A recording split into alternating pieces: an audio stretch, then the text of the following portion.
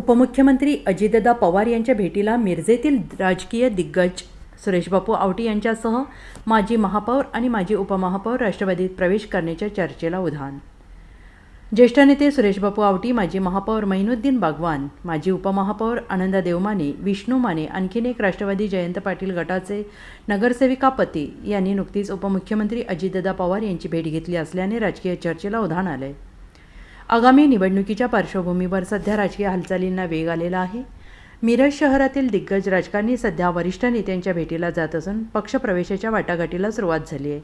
सध्या सत्तेत असलेल्या भाजप आणि राष्ट्रवादी अजित पवार गटामध्ये पक्षप्रवेशाचा ओढा वाढला आहे.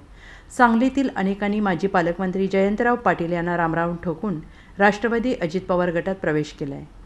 जयंतराव पाटील यांचे कट्टर समर्थक समजले जाणारे महिनुद्दीन बागवान, उपमहापौर आनंदा देवमाने हेही अजित पवार गटात जाणार का, अशी शंका या भेटीने निर्माण झाली आहे. राष्ट्रवादी नगरसेवकांच्या सोबत राजकीय पक्षांचे भाजप पक्षाचे नेते सुरेशबापू आवटी असल्याने या राजकीय चर्चेला जास्त उधाण आले होते. अजितदादा पवार यांच्याकडे प्रभागातील विकास कामे पाठपुरावा करण्यासाठी गेलो असता माजी महापौर आणि माजी उपमहापौर यांची भेट झाली. सर्वांसोबत एकत्र फोटो काढला, त्यात काही गैर नाही. उपमुख्यमंत्री अजितदादा पवार, मुख्यमंत्री एकनाथ शिंदे यांच्याकडे विकास कामासाठी सारख्या भेटी सुरू असल्याची माहिती सुरेशबापू आवटी यांनी दिली आहे.